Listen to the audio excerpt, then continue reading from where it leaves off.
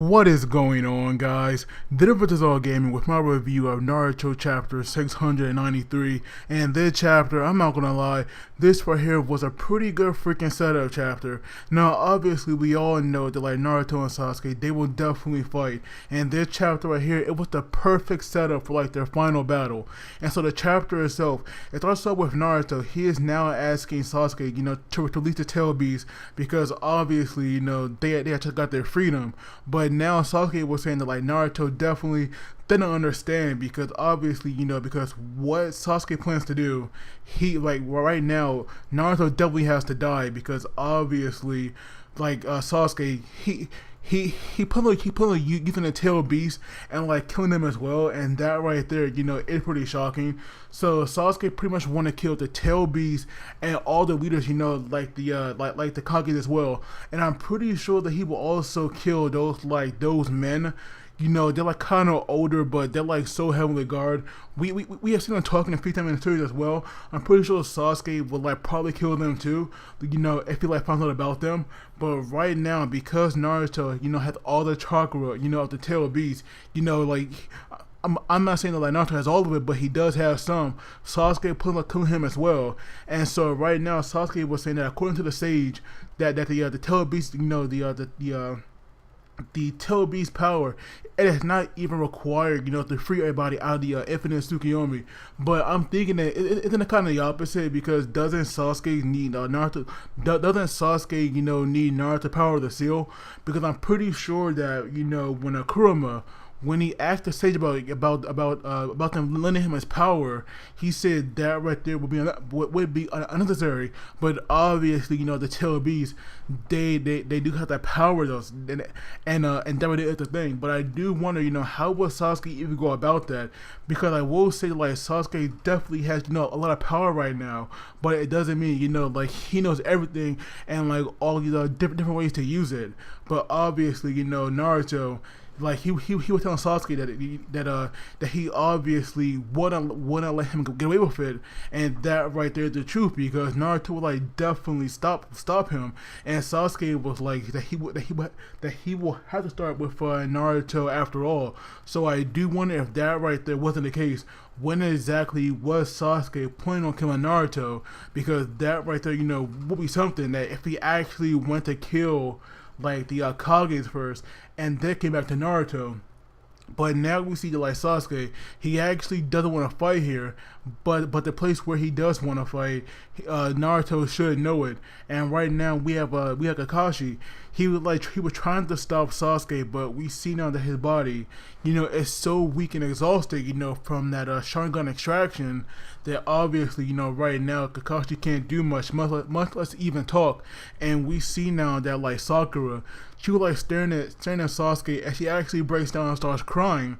And so right now we have Sakura pretty much like declaring her feelings for Sasuke, and I'm pretty sure that right there like definitely hurting Naruto because he's just quiet.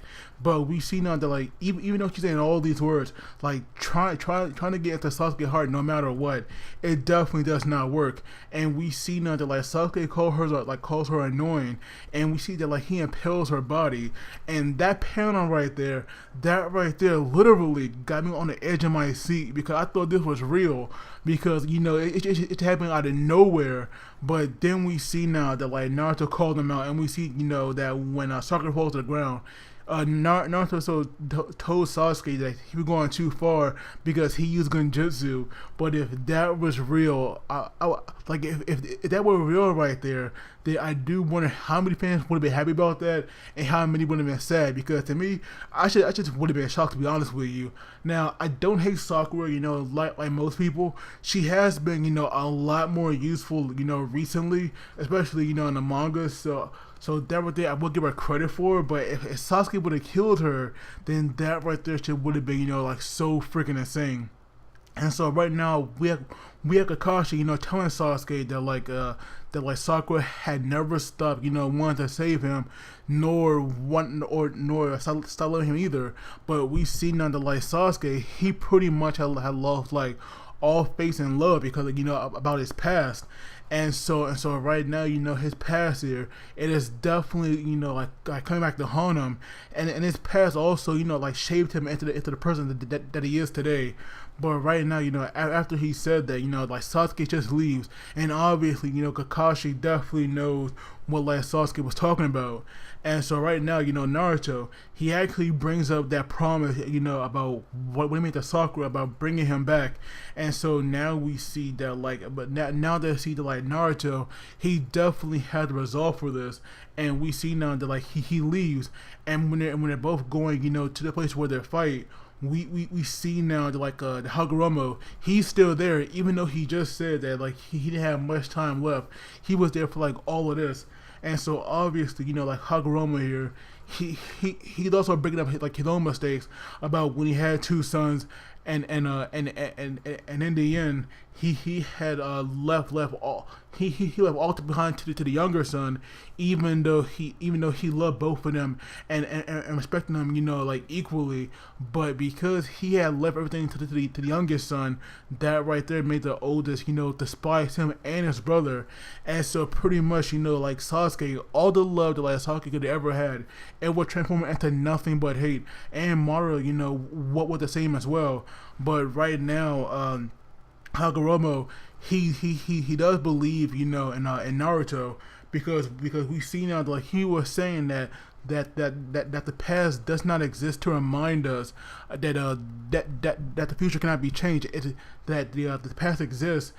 If like the path of this to show us what the future can be, or what it can become.